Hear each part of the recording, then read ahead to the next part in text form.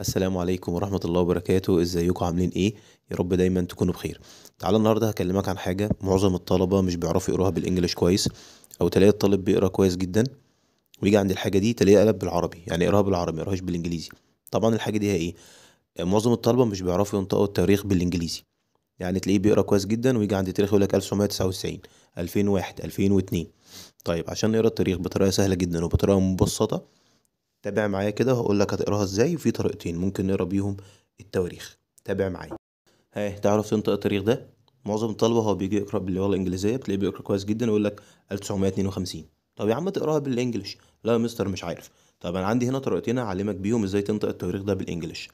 لو نفتكر مع بعض من ايام الابتدائي كنا بناخد حاجه كده في الرياضه يقول لك خانه الاحاد والعشرات والمئات والالوف والحاجات دي. طيب تعال نطبق نفس الفكرة إن هقرا كل رقم لوحده.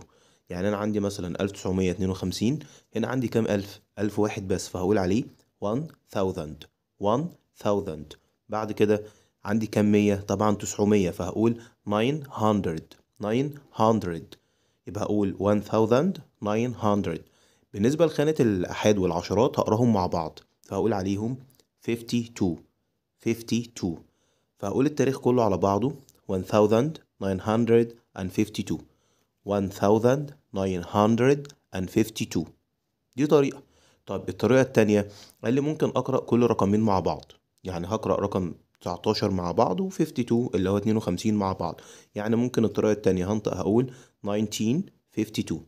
1952. 1952. 19 لوحديها 52. ها، جرب كده ممكن ننطق ازاي. برافو.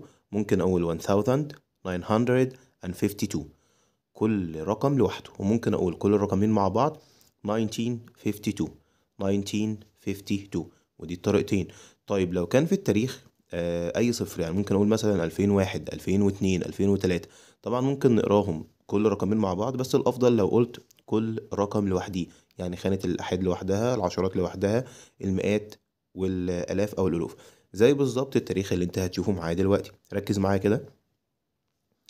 طبعا ده مكتوب 2002. الأفضل لما أجي أقرأ 2002 ممكن أقول عليها 20 and 2، وممكن نقول عليها من الأفضل 2002. 2002. 2002. يبقى دلوقتي لو أنا عندي التاريخ فيه أصفار، من الأفضل إن احنا نقول عليه كل رقم لوحده. طبعا لو التاريخ كان عندي مفيهوش فيه أي أصفار، ها فاكر ده بطل ولا ايه؟ ننطق مع بعض. هفكرك تاني، طبعا ده ايه؟ 1952. 1952. ممكن اقول كل رقمين مع بعضيهم 1952. 1952. يا رب اكون فدتك بحاجة. مع السلامة في فيديو جديد.